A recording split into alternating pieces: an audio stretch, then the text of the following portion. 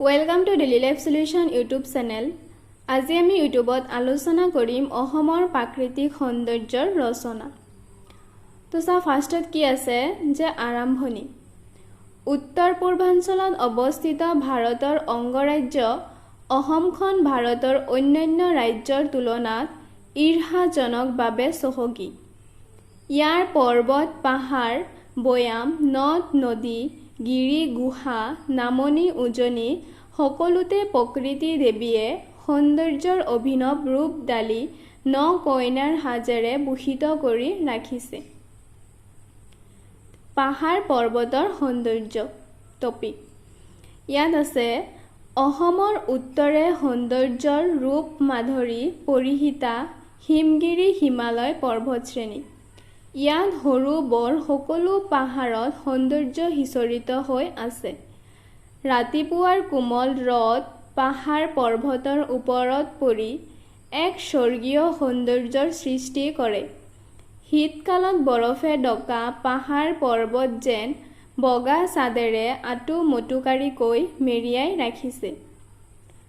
অসমৰ সোঁমাজত থকা কাৰ্বি আংলং পাহাৰবোৰেও সৌন্দৰ্যময়ী অসমী আইক এক অপৰূপ দৃশ্যৰ চানেকি প্ৰদান কৰিছে। সেইদৰে অসমৰ ৰাজধানী গুৱাহাটী মহানগৰখনো চাৰিওদিশৰ পৰা পাহাৰে আগুৰা। পাহাৰৰ ওপৰৰ পৰা গুৱাহাটী মহানগৰখন চালে চকু থৰ হোৱা পোহৰৰ ফিটাৰ দৰে দেখাই মনত অপাৰ আনন্দৰ জোৱাৰ তোলে। এতিয়া আছে বৈয়ামৰ সৌন্দৰ্য।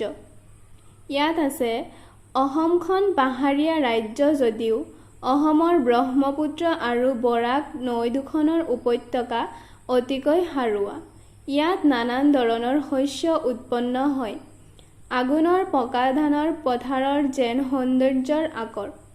আঘোণ মাহৰ চটফটীয়া বতাহত নাচি ফুৰা পথাৰৰ সোণালী ধানৰ সৌন্দৰ্যই মন প্ৰাণ হৰি নি অসমবাসীক মুগ্ধ কৰে।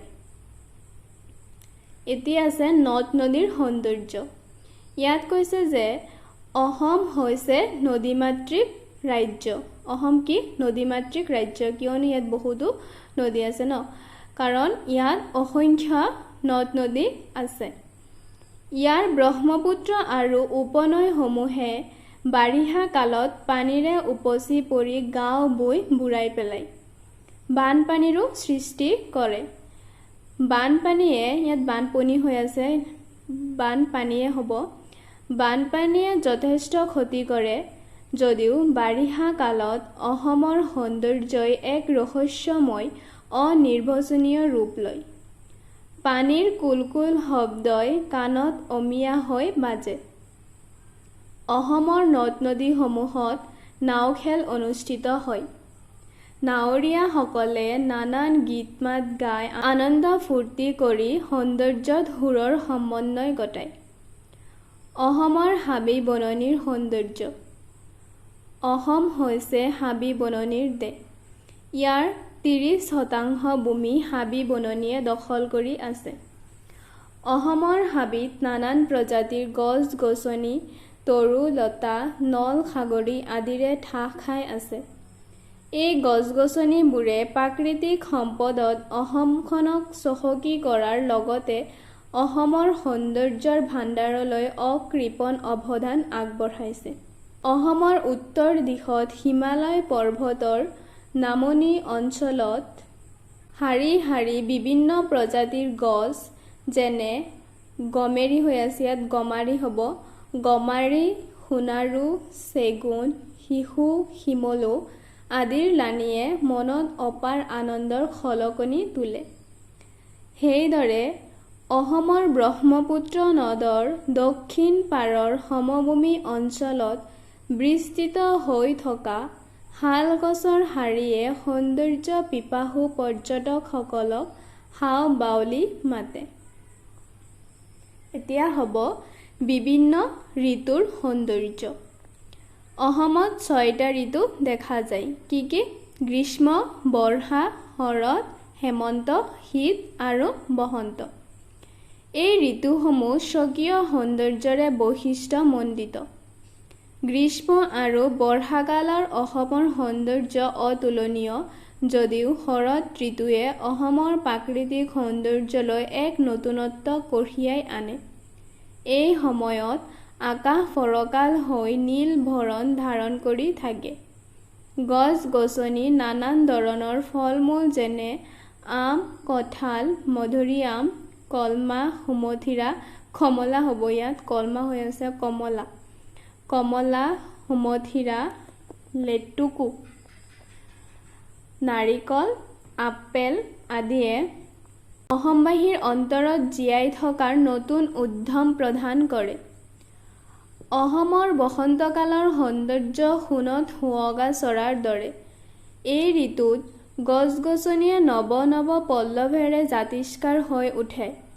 গোলাপ, তগৰ, নাৰ্জী, কপৌ আদি ফুল ফুলি সৌন্দৰ্য খনি অসমী আইক ন-কইনাৰ সাজ পিন্ধায়। এই সময়ত অসমী আইৰ কোলাত কুলি, কেতেকী আদি চৰাইৰ আৱিৰ্ভাৱ হয়। এইবোৰে স্বকীয় গীত মাতেৰে অসমৰ সৌন্দৰ্যত নতুন ৰাগিনীৰ সংযোজন ঘটায়। অসমৰ প্ৰাকৃতিক সৌন্দৰ্যৰ বিশেষ স্থানসমূহ।